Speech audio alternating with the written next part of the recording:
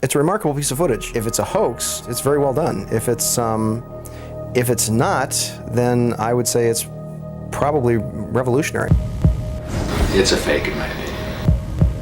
If you continue to ask questions that are out of bounds, I won't hesitate to terminate this interview. This is powerful because this is not a staged event. This is real.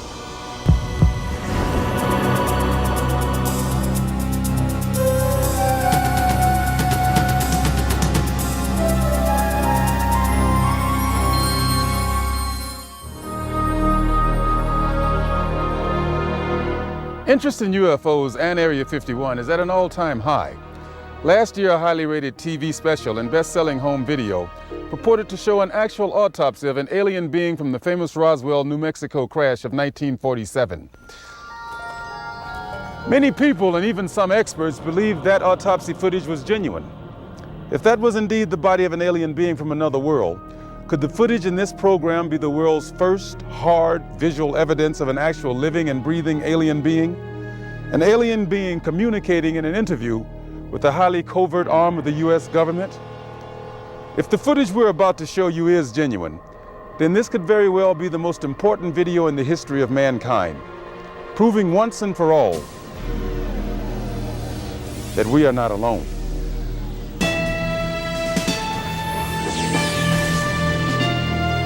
Within Nevada's Nellis Air Force Range, protected by the tightest security in the world, is the Groom Lake Test Site, aka Dreamland, aka Area 51, an installation so secret the government cryptically acknowledges its existence only as an operating location.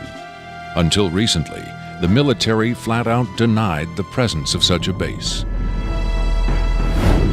It has served as the testing ground for many secret research and development projects, such as the U-2 and SR-71 Blackbird spy planes, the F-117A stealth fighter, and now the SR-75 penetrator, the super-secret replacement for the SR-71. Every morning, a select group of specialists with high security clearances, some reportedly as high as 38 levels above top secret, arrive at McCarran Airport in Las Vegas to be flown to Area 51 aboard a Boeing 737. From the time they leave the ground until they return to Las Vegas at the end of each working day, they enter a world no outsider can ever truly know, except through rumor and the occasional shocking revelation.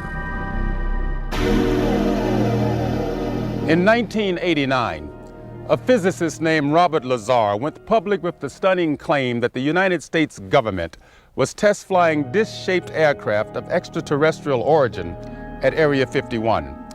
Interviewed in silhouette by a Las Vegas TV reporter, Lazar, calling himself Dennis, claimed to be employed at a site on the outskirts of Area 51 known as S4, where he was part of a team attempting to back-engineer the saucers to discover the secret of their advanced propulsion system. It was a very sleek, thin-looking, flying saucer-shaped craft. There were 9 total. I only got to essentially work, back engineer, or analyze one of the craft. It's very plain. It's all one solid color, a grayish pewter color, the same color as the outside of the craft. There are no sharp corners anywhere. Every device in the craft, the seat, the amplifier housings, everything has a rounded corner on it, almost as if it was all fashioned out of wax and then slightly melted, so everything curved, even where the ceiling meets the floor on the end. Everything has a curve to it. Very, very plain, very wide open, very impractical use of space. And there are 3 levels. The lower level houses the amplifiers themselves that swing, the 3 of them. The center level is where you enter the craft, where the seats and the amplifiers are, and the top level is a small area, and I did not have access to that, so I don't know what's up there. Absolutely alien craft, there's no question about it. Well, first of all, the scope of the project was to back engineer it. If they were United States craft, we wouldn't be going backward trying to find out how they were built if we had built them. Second of all, the size of the equipment inside, the size of the seats, the materials that were in use, completely alien to us, pardon the pun, and the fuel, element 115, essentially non-existent. All these factors together, and of course the briefing information stating that they were alien craft. Along with Robert Lazar, rocket scientist David Adair is one of the few individuals who will go on record concerning his personal experiences with alien technology at Area 51. Was not of our origin. They shouldn't have let me see that. And then in the results of it, they locked me in a room. And the reason they locked me up in a room was because I wouldn't tell them any more about how the engine would function, and they started getting a little bit more perturbed about that. A former consultant to NASA and top aerospace companies, Adair claims that in 1971 he was brought in to study the engine of a downed flying saucer. What I was looking at was a technological marvel of its time, and it was a magnificent thing to see sitting there, and the whole situation just started really getting me more angry than anything, because the fact that they could sit on such a hunk of technology and not tell us about it. Here we are using liquid fuel engines and rockets at NASA, and here they got an engine that's probably, in theory that we know of, could be a speed of light, an engine capable of speed of light or even faster. Ufologist and lecturer Sean David Morton has appeared on Sightings, Strange Universe, and Hard Copy. He offers his own perspective on Lazar's stunning claim and the super-secret Area 51. Area 51 is approximately 135 miles north of Las Vegas. It sits in a box that's at the western middle corner of the Nellis test site. It was originally called the Groom Lake Facility, and Area 51 actually gets its name from a bombing classification. There's Area 49, 50, 51, 52, et cetera, et cetera. So one of the things that Robert Lazar told us was that if we simply went out to a black mailbox at 6:30 p.m. on Wednesday nights, that we would actually see flying saucers, that these objects would test, and that this was the military testing time between 6:30 and 9:30, and then early in the morning between about 3 a.m.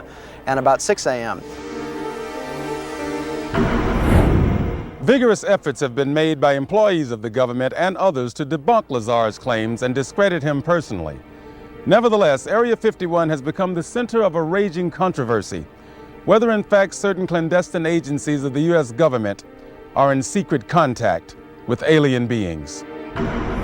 Project Sigma was supposedly a deal between the United States government and various extraterrestrials that after the Roswell crash of 1947, that an organization called Majestic 12 was formed, and then in 1953, President Eisenhower was then brought in on this. Well, there was a negotiation going back and forth between the United States military, the government, and the extraterrestrials. Apparently, we had a number of things that the extraterrestrials wanted. Number one, the military needed hardware. We wanted technology, we wanted weapons technology, propulsion technology, metallurgy technology, and in exchange for this, the ETs were willing to trade us their hardware for our software, and software namely being us. What they primarily wanted was genetic material, and in exchange for that, they were willing to give us certain technological advances, like a number of flying saucers. It is out of Area 51 that the tape we are about to show you was supposedly smuggled. On Friday, July 26, 1996, the offices of Rocket Pictures, a producer-distributor of motion pictures and television programs, received a phone call.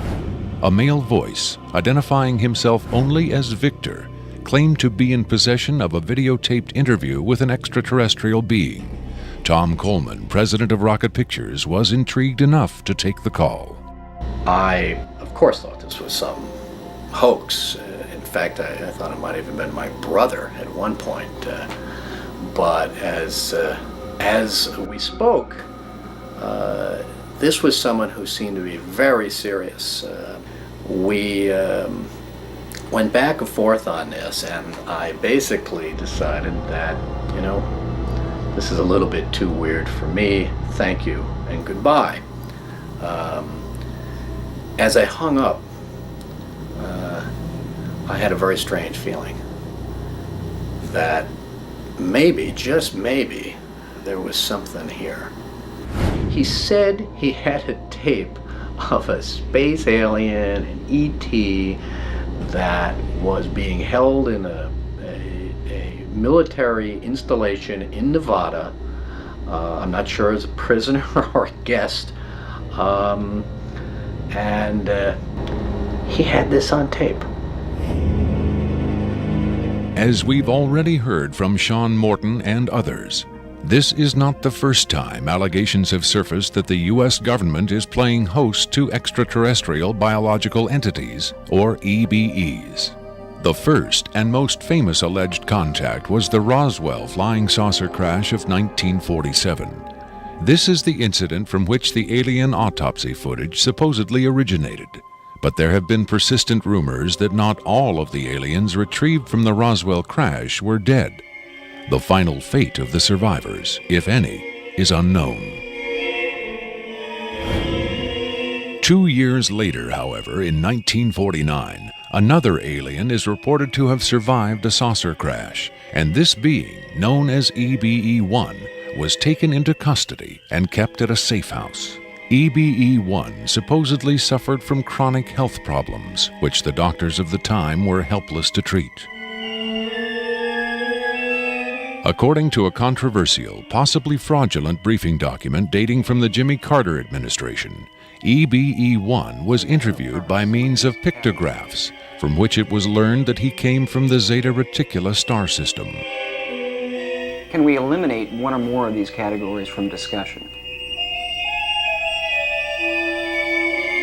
The laborious process of developing a set of symbols that could be used and understood by both human and alien amounted to the creation of a new language. If such an effort was made, it represents the greatest achievement in linguistics since the deciphering of the Rosetta Stone.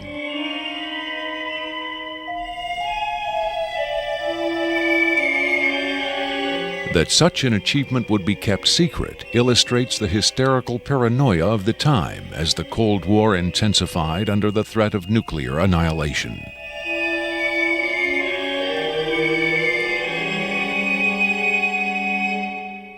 The so-called Carter-Aquarius briefing document states that EBE-1 died of unknown causes on June 18, 1952.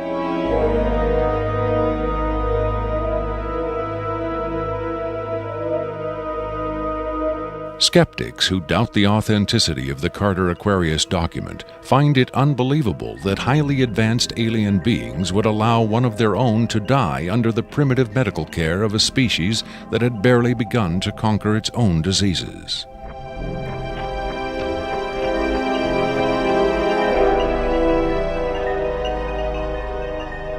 But as we will hear, there are those who claim that to the aliens, death is not a final end to be feared, but a mere transition.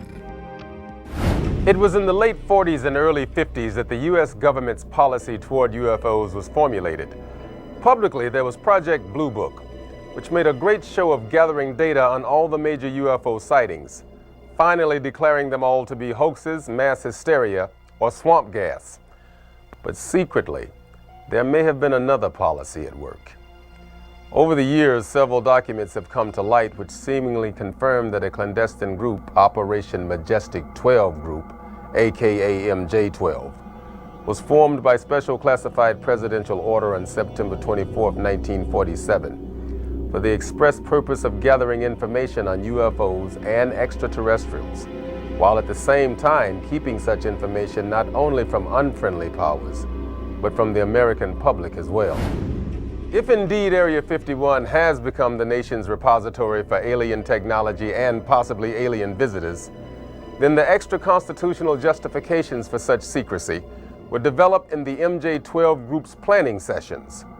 James B. Forrestal, Secretary of Defense under President Harry Truman, is widely accused of being the mastermind behind the creation of MJ-12. Once created, Majestic may have expanded its mandate beyond what Forrestal had intended. Whatever secrets Forrestal may have known concerning flying saucers and alien visitors, that knowledge died with him when in 1949 he mysteriously plunged to his death from a window at Bethesda Naval Hospital. Though he was being treated for depression, many UFO researchers doubt that his death was a suicide and point to the sinister workings of the possibly mythical MJ-12, which in their hypothesis may have been protecting its secrecy from a man who had come to believe the people had a right to know. As late as 1989, according to Bob Lazar, the identification badges at Area 51 read MAJ for Majestic. In December 1994, a document purporting to be the Majestic 12 Group Special Operations Manual was leaked to a noted UFO researcher. It contains the following directive under the heading Isolation and Custody. EBEs will be detained by whatever means are necessary and removed to a secure location as soon as possible. There follows this disturbing amplification. Although it is preferable to maintain the physical well-being of any entity, the loss of EBE life is considered acceptable if conditions or delays to preserve that life in any way compromise the security of the operations. From the beginning of the UFO age, it seems, secrecy was always the government's prime directive. In 1988, another anonymous government source, codenamed Falcon, claimed that a second extraterrestrial biological entity, EBE-2, voluntarily became a guest of our government, allowing himself to be examined and interviewed. In this scenario, Area 51 became, for a time at least, a sort of extraterrestrial embassy, the setting for mankind's first attempt at diplomacy with beings from another world. Different sources disagree as to how communication was established.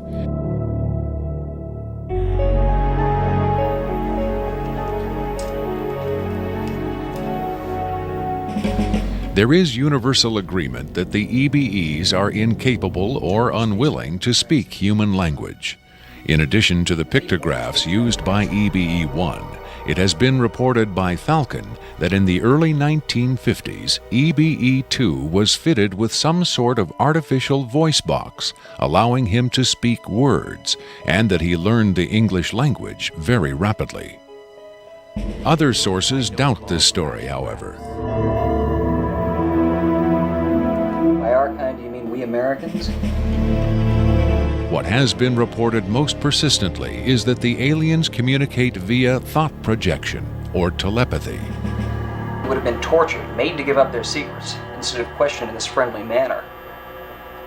We cannot be forced to communicate. Has it been tried? Not by us. We speak to who's ever willing to listen. The idea of telepathic communication with alien beings carries with it the same doubts and controversy attached to telepathy itself. Do the practitioners of this ancient art really have the ability to read minds? Or are they crafty charlatans who simply tell the listener what he or she wants to hear? If the cynics are right, then the self-proclaimed telepaths recruited by the government in the 1950s were playing an astoundingly daring hoax by claiming to speak for the mute visitors from the stars. Defenders of telepathy call this notion preposterous and point to the long history of government-funded research into mind reading as proof that their science has merit. In the last 4 decades, there have been persistent, often contradictory rumors and even eyewitness accounts of other alien visitors meeting secretly with military or government officials. But what about today? The Tester Corporation has recently come out with a model kit of Gray, the extraterrestrial life form, and a scale model of the so-called sport model, the UFO Bob Lazar says he studied at Area 51. This UFO kit has quickly become one of the most successful model kits in the history of the company. If the military is, in fact, conducting tests of extraterrestrial spacecraft at Area 51, then where are the alien creators of these craft? In his first TV appearance under the pseudonym Dennis, Bob Lazar was asked if there are living aliens at Area 51. Clearly nervous, he evaded the question by saying, quote, "I really want to steer away from that right now," unquote. In subsequent interviews, however, he admitted catching a glimpse of two scientists talking to a strange short figure with long arms. He also reported seeing several documents that seemed to contain first-hand information on alien civilizations. Lazar is skeptical of a claim made by Falcon that a group of EBEs have been given complete control of a separate base within Dreamland. But he does admit having read a report of a tragic misunderstanding between military personnel and alien beings in the late 70s. Lazar states that it had to do with bullets the MPs were carrying, and that the bullets might explode, possibly due to a field the aliens had generated in that area. This encounter supposedly resulted in the deaths of all the humans involved by head wounds. But if there was ever a large-scale alien presence at Area 51, Lazar saw no evidence of it doing his work at S4 in the late 80s. Is it possible that the deadly misunderstanding of 10 years earlier brought human-alien cooperation to an end? In his September 21, 1987 speech to the UN General Assembly, President Reagan himself did little to dispel the notion that this deadly misunderstanding brought human-alien cooperation to an end. In our obsession with antagonisms of the moment, we often forget how much unites all the members of humanity. Perhaps we need some outside universal threat to make us recognize this common bound. I occasionally think how quickly our differences worldwide would vanish if we were facing an alien threat from outside this world. Are the inconsistencies between various tales coming out of Area 51 evidence that these stories are lies? Or are the discrepancies the result of an intentional campaign of disinformation designed to discredit any elements of truth that may be reaching the public? If so, how does Victor fit into the jigsaw puzzle of questionable witnesses to the alien presence at Area 51? Is he a hoaxer, a government dupe, or a frightened whistleblower with the hard evidence to back up his story? I made it very clear to Victor that his credibility was the entire issue here, and that everybody's going to think this is a hoax, and that how are they going to possibly verify this? What he said was, you can do anything you want in terms of verified, any type of due diligence. He will answer whatever questions put forward. We could do whatever type of checking. We could bring in experts. We could have the tape tested. We could, in fact, he encouraged all of these aspects. He just did not want his face and his real name revealed. At Coleman's insistence, Victor agreed reluctantly to appear on camera, but only in disguise, in shadow, and with his voice electronically altered. The questions were agreed upon in advance, but during the actual interview, the discussion occasionally deviated from Victor's approved questions. What is your occupation at Area 51? I won't answer that. I have had reason to be present at Area 51, but I'm not going to clarify whether or not I was there as an employee. Are you saying you were there as a visitor? I'm not going to specify why or in what capacity I was there, only that I was there. Can you tell us how many times you were there? When I agreed to this, my fundamental ground rule was that I would not be asked to divulge personal data that might help pinpoint my identity. If you continue to ask questions that are out of bounds, I won't hesitate to terminate this interview. Are you saying that the number of times you were present at Area 51 is enough to pinpoint your identity?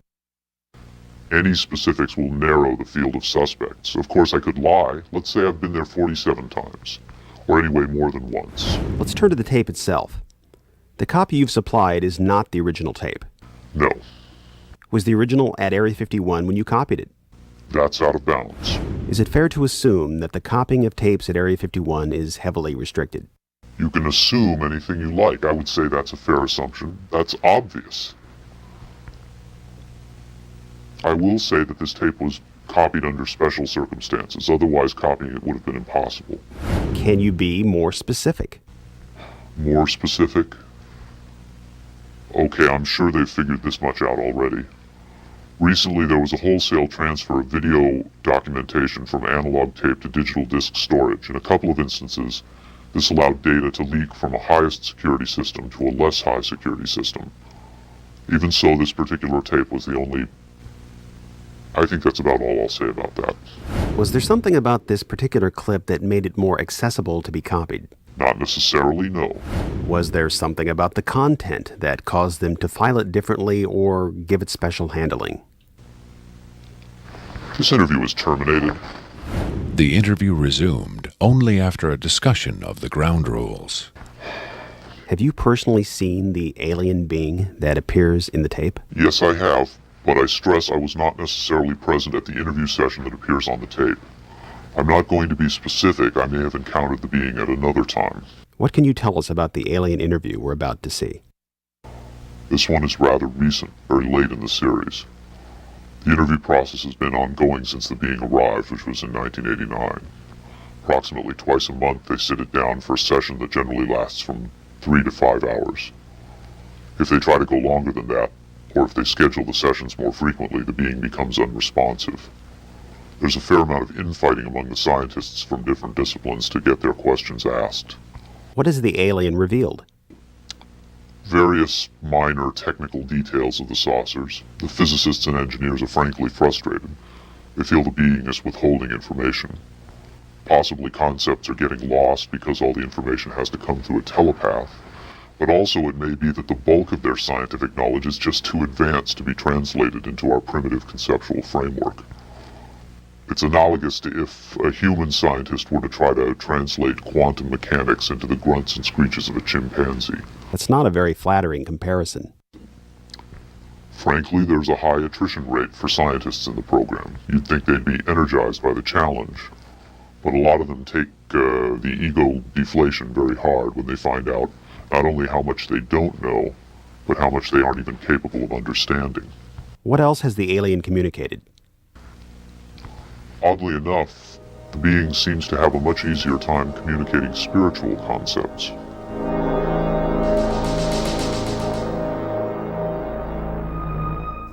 The human body is a vehicle, a vessel.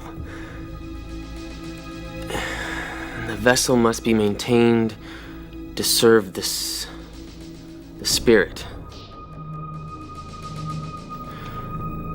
with maximum efficiency. But a broken vessel can be replaced. The human spirit, or the soul, can have many vessels. Is the process natural or technological? Both are one. Technology is a natural excrescence of humanity. Technology is a process the vessel uses to perfect itself. So this transference of the soul from vessel to vessel, did your kind create the mechanics of it, or is it a natural... Did it predate the intellectual creation? Before understanding must come acceptance. And it's not technological. Well, I think what he's trying to say is that the question is meaningless. The soul can travel from vessel to vessel. Reincarnation, transfiguration, whatever. It's real. What I'm getting at is, does he know how it's done? Victor uses the term vessels to refer to the alien's conception of the body as a disposable vehicle for the soul. The UFO cult known as Heaven's Gate used the term containers in a similar context. The mass suicide of the Heaven's Gate cultists illustrates the dark side of accepting such ideas at face value. Doe, the Heaven's Gate cult leader, preach that humans can pass from container to container. The mysterious Victor, on the other hand, harbors no such belief. In his interview, recorded months before the Rancho Santa Fe tragedy, Victor made his attachment to his own earthly vessel abundantly clear. And let me just state here publicly, to head off any clever ideas anyone might be having, I have never been, am not now, and never will be suicidal. But how would the public know if something happened to you, since we don't know who you are? I'm taking care of that, trust me. If something happens to me, if I die, people will know who I am. Do you think it's a reassuring sign that these aliens can communicate with us on a spiritual plane? It would be nice to think so, but I'm not sure if it's really such an achievement considering the mismatch between our intellects. I mean, you're not going to have much luck making your dog understand calculus. But if you pet him on the head and say, "Good dog," aren't you communicating spiritually? And doesn't the animal control officer say, "Good dog," when he comes to put some poor stray to sleep? Doesn't the vet try to reassure the animal just before he spays it? When you're dealing with beings whose intellect is so far beyond your own, I don't think it's safe to assume they have your best interests at heart. What about the content of the tape segment you brought? As I said, this is late in the series. In fact, it's quite close to the end. Because of his unwillingness to reveal his own identity, Victor's story stands or falls on the credibility of the tape he supplied. Here, exclusively, for the first time anywhere, is the uncut, uninterrupted alien interview tape, shown in its entirety in real time.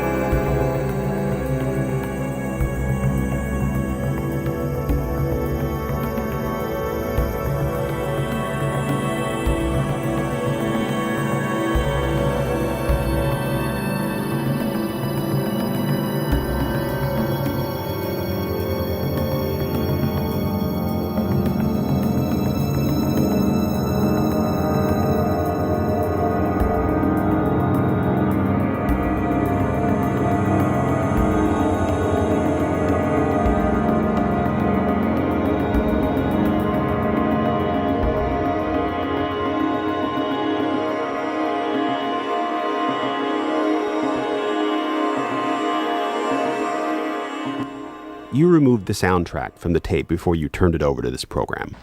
That's correct. I can't allow the voices of the project personnel to be heard by the general public. There's a very good chance their family or friends on the outside might recognize them. Isn't your purpose in releasing this tape to expose Area 51 to the world? My purpose is to expose the existence of the aliens, not compromise these individuals. I made the decision to come forward. I'm taking precautions to protect my own identity, and I don't think it's fair for me to put these others in danger of exposure. In any case, the interview on the tape went nowhere. It was interrupted, as you'll see. Can you describe for us what we're seeing? All right, we're looking at the interview suite at S4. It's kept dark for the comfort of the aliens. The figure who is just barely visible in the left foreground is the telepath, and behind the camera is a raked seating area for observers. Although in this case, I believe the only other person present was a military aide. The alien is seated behind a glass partition in a biocontainment area, which is maintained at biosafety level 2, the lowest designation. That's primarily for the protection of the aliens, not us. The theory is that if they were going to infect us with an alien bug, it would have happened 50 years ago. In fact, all the indications are the aliens eliminated microbial and viral life from their own ecosystem long ago. They aren't susceptible to our diseases directly, but it has been shown that microbes can reproduce and form colonies within their respiratory systems, which tends to exacerbate the debilities they seem to suffer anyway in our environment. In fact, you can see here the alien is beginning to flag. The interview was not going well. The telepath was trying to clarify some points from a previous interview, but he wasn't receiving coherent responses. As you can see, the being is in real distress. At this point, the telepath is sending out a message to the medical staff. He's trying to communicate with the alien, but he's getting no response.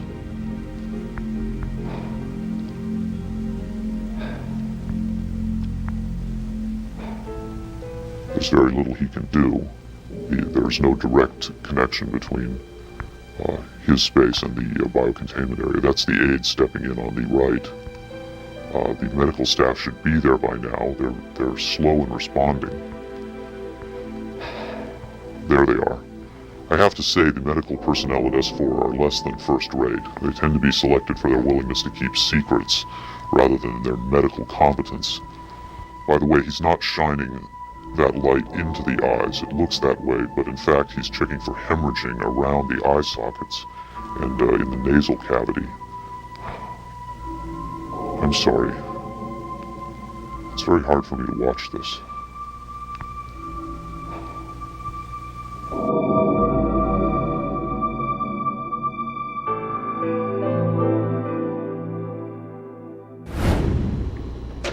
You're asking me if I think this is real? That have I finally seen a space alien?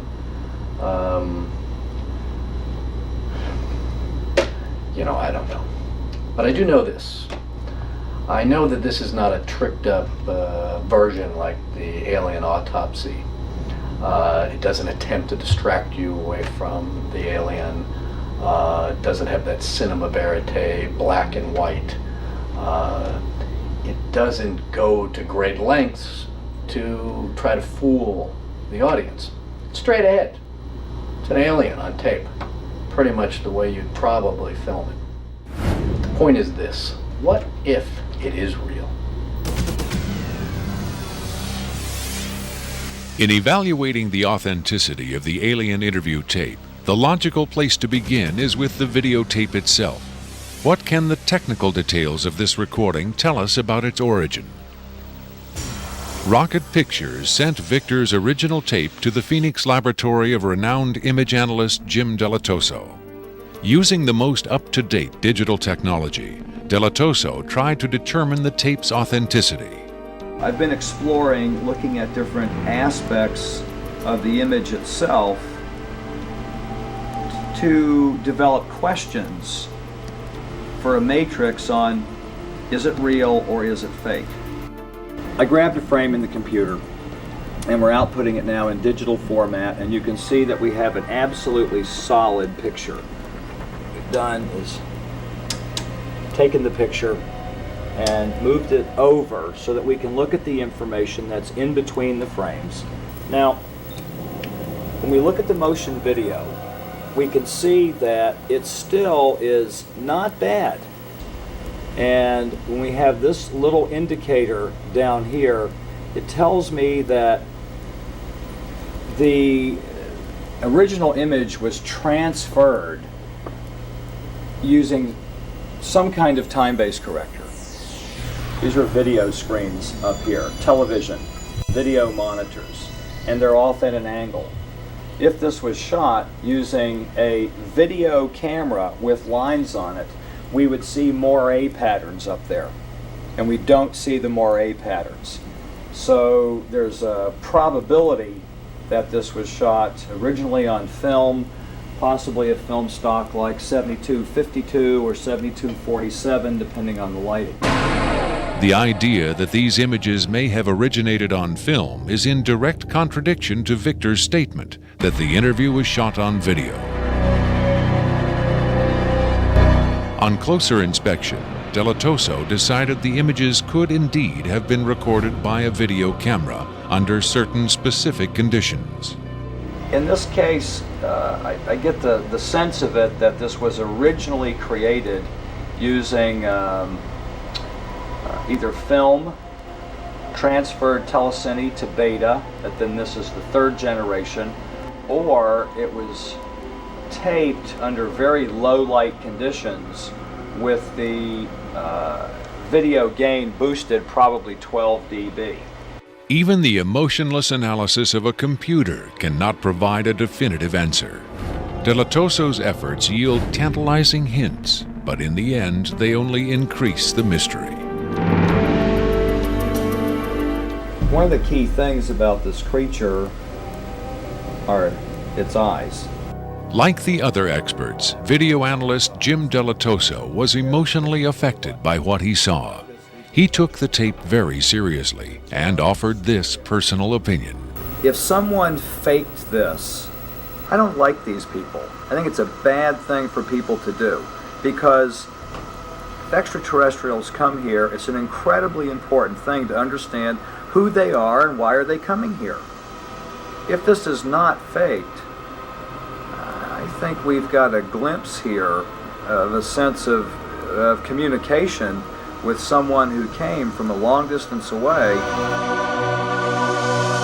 When asked his opinion of the alien interview, Adair was careful to answer only in terms of his own experiences. If you're referring to the film where it's aliens being interrogated at Area 51, I don't know. I've never seen a UFO in my life. I've never seen aliens pickled in a jar or anything like that. But I know I saw an engine that wasn't from our terrestrial technology.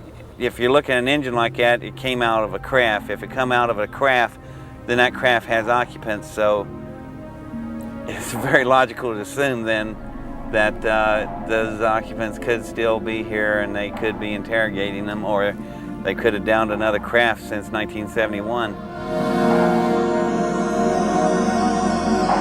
Makeup artist John Criswell has provided special effects creatures for many Hollywood motion pictures and television shows, such as Spaced Invaders and Babylon 5.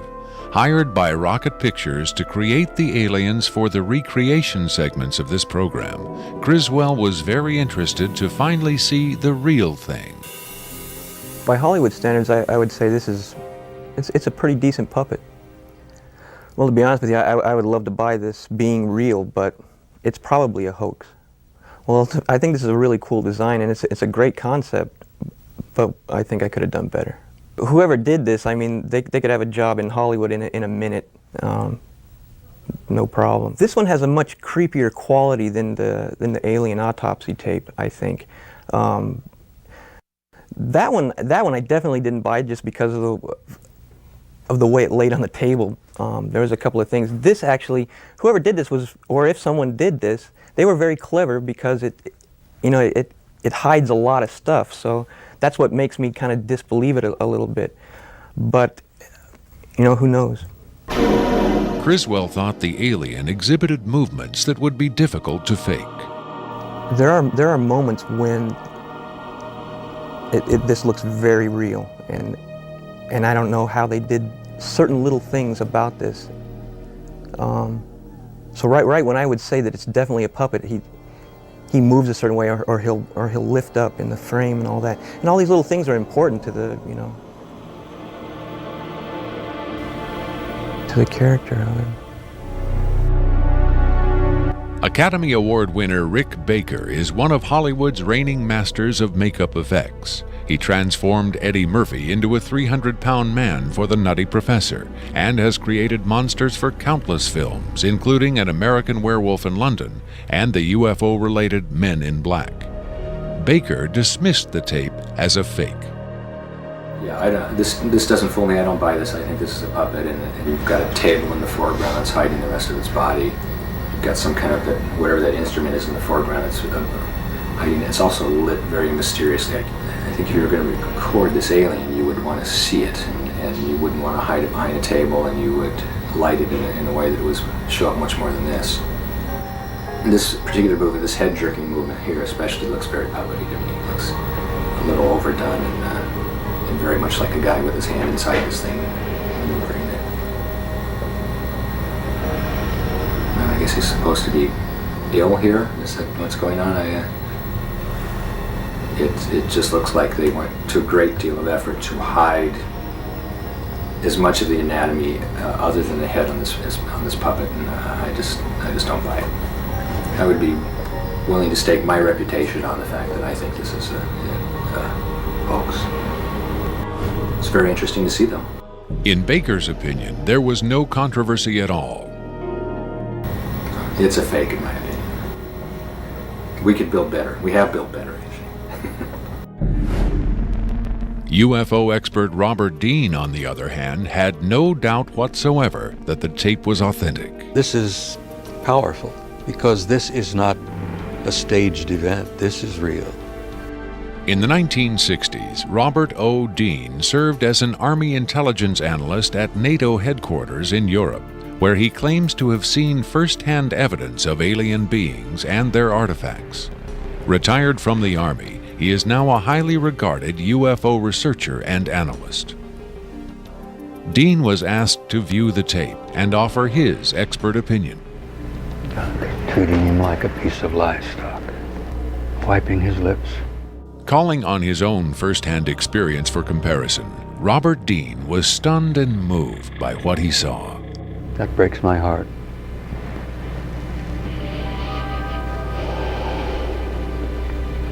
I think you've got yourself a piece of legitimate footage here, and I think you've got your hands on some pretty sensitive material. I don't know how the hell you got this. I don't know who you got it from, and frankly, I don't want to know who you got it from. But you got yourself a tiger by the tail with this footage. I would say, and I know that that's one of the things you'll ask of me, is that you've got yourself some legitimate footage of one of the little guys being interrogated and filmed. And there's a reality to it, and there's a sensitivity to it that literally breaks my heart. But I tell you very strongly, you've got something here that is very sensitive. Well, I know that the level of classification on this kind of a thing is so far damned above top secret that you can't imagine how sensitive this kind of thing is, and how delicate it is, and how tightly the government sits on anything like this. Sean Morton looked for clues to the tape's authenticity in the technical details of the interview's setting. Okay, there's a couple of interesting things about the tape right off the bat. Morton tried to decipher the time code at the bottom of the screen. First off, what you're looking at in the time code is DNI's Department of Naval Intelligence. So Department of Naval Intelligence, this would probably be a file number 27. It could be a security level, however, because security levels are supposedly go up to Q36, or the highest ones that we know about. The first interesting thing about that is that I'm noticing what looks like a medical monitor, and look at how slowly and erratic the heartbeat is. The heartbeat is literally 1, 2. It's very, very erratic, and it looks as though the heartbeat being as erratic as it is only about, from counting that, it looks like it's about 30 a minute or so. Morton suggested an alternate explanation for the video's dim lighting. One of the unusual things about most of these particular race of aliens is they are very, very sensitive to light. So a lot of these interviews are conducted in very darkened rooms. To Morton's eye, many features of this alien dovetailed with accounts of other first-hand contactees. Another strange thing about the physiognomy of these creatures is, as well, is if you will notice that the neck itself is not at the back of the head like a human being is. The neck is actually in the center of the head, which is what actually gives it problems holding its head and its neck up. Whatever this is, it's being taken, the interview is actually being done through a piece of glass, which is probably something somebody faking the photographs probably wouldn't think about. Right there we see that the creature appears to be choking. The dark eyes, in many cases, are actually a form of lens that guards the creature against untoward sunlight. It's a remarkable piece of footage. I mean, it's very, very, very, very interesting. If it's a hoax, it's very well done. If it's not, then I would say it's probably revolutionary. Another expert who was asked to examine the tape was Michael Hesseman, one of Europe's leading UFO researchers and author of the international bestseller Beyond Roswell. When I got the first information about the alien interview footage, and when I saw the first picture, I said there might be a connection to a real incident. Hesseman was intrigued both by the alien's appearance and by Victor's claim that the being arrived at Area 51 in 1989. If it is authentic, it might be the most significant film ever published, ever shown on television. For several years now, Hesseman has been investigating reports that the South African Air Force shot down a flying saucer in the Kalahari Desert in 1989. According to Hesseman's sources, 2 survivors were retrieved from the downed saucer. One was sent to Wright-Patterson Air Force Base in Ohio, and the other to Area 51. The extraterrestrial in Victor's tape bears a striking resemblance to descriptions of the Kalahari ET, and the timing of its appearance at Area 51 is consistent with the South African incident. If you see the drawings we have of the Kalahari alien and the descriptions we have, it seems to be the same being. And the Kalahari incident puts the alien interview footage into a context and gives it at least a probability that it might be real. It might be the real stuff, we just don't know. Whitley Strieber, best-selling author of Communion, claims to have had numerous personal contacts with alien beings. He has become the de facto spokesman for the growing number of people who claim to have been abducted by extraterrestrials. The nationally syndicated television program Strange Universe asked Strieber and several other abductees to view the alien interview tape. What Strieber saw left him profoundly shaken.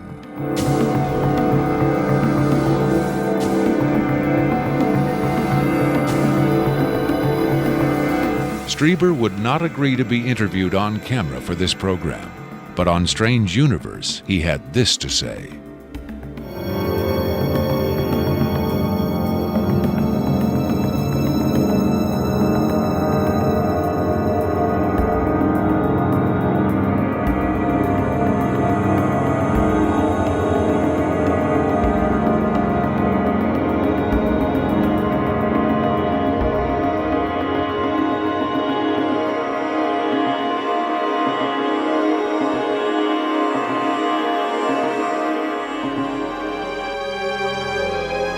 On May 23, 1997, Victor gave a radio interview on the nationally syndicated show Coast to Coast AM with Art Bell.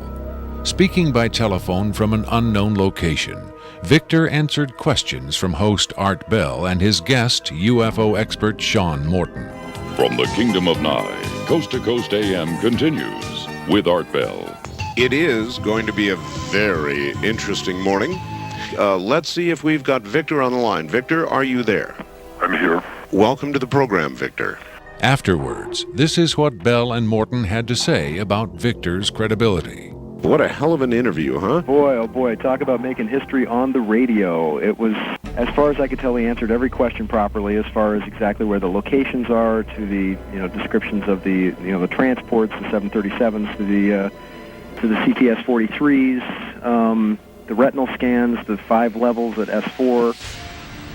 A veteran of countless controversial interviews, Art Bell still found himself impressed by his encounter with Victor. In the first, I think, half hour, I sensed that I was getting a kind of a runaround, or that I was not satisfied with the quality of the answers that I was being given. But as the interview progressed, and Victor, to some degree, began to relax, I began to get a different sense, and that was that he was telling me the truth. I think Victor was scared. I think Victor really is scared. And so my judgment of the interview after about the first, maybe 20 minutes, half hour, is that we began to get some real information. It was a significant milestone. There's no question about that in broadcasting.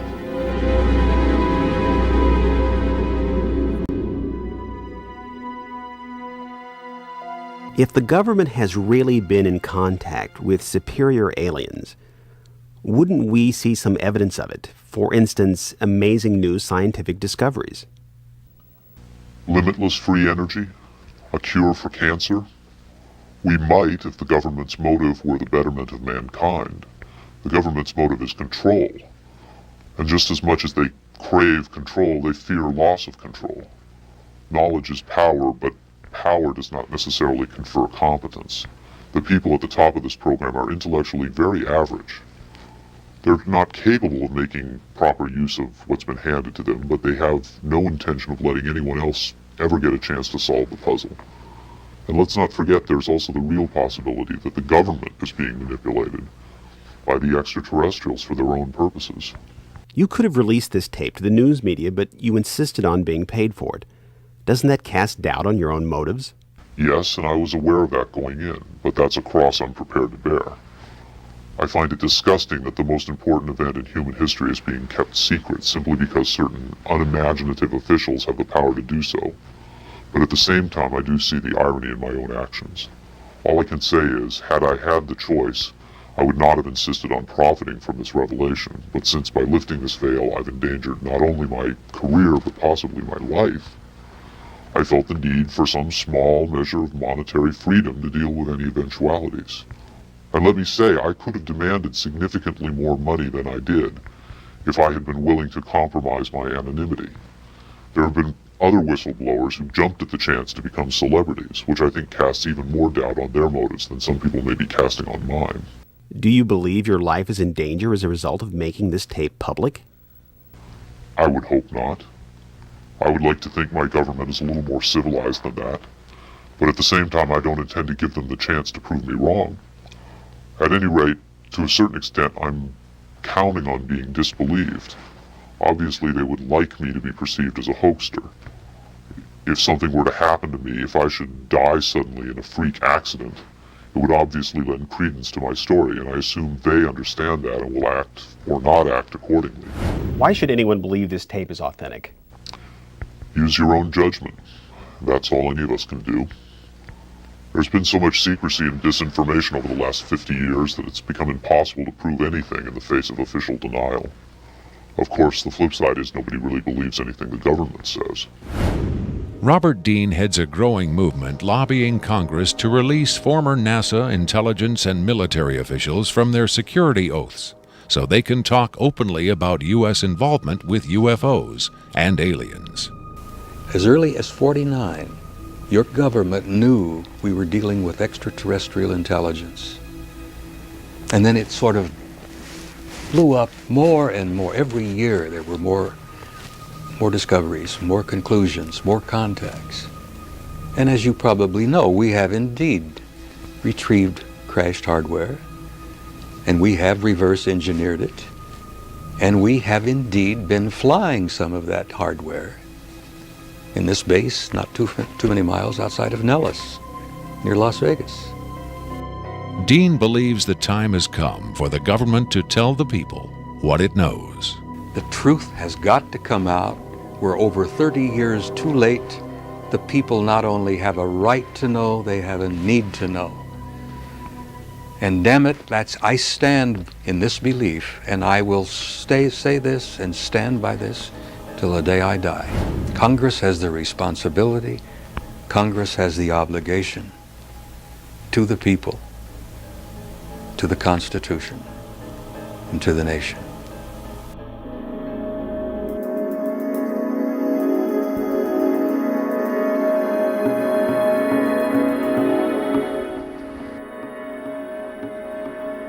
Did this alien die? I can't answer that with certainty. I do know the interviews came to an end. Whether the being died or was retired, and I don't mean that in the spy thriller sense of having it killed, I mean retired from the interview process. I just don't know. I'm fairly certain it didn't go home, at least not in the physical sense. But these beings, they don't seem to be very concerned about dying or avoiding death. Why do you think that is? Maybe they know what comes after death with more confidence than we do. Maybe there's another vessel waiting for them on the other side. The other side? Yes, which may in fact be where they come from in the first place. I've heard the claims that they come from Zeta Reticula or the Pleiades, but it hasn't been established that they come from out there at all. Their saucers may not travel through space as we know it. They may fold in from another dimension, another reality. You make them sound almost supernatural, like angels or devils. Supernatural is just a term for aspects of nature we don't understand. For many people, they certainly do serve the functions of both angels and devils, forces we can't comprehend. Have you had enough of me? I think I've earned my money.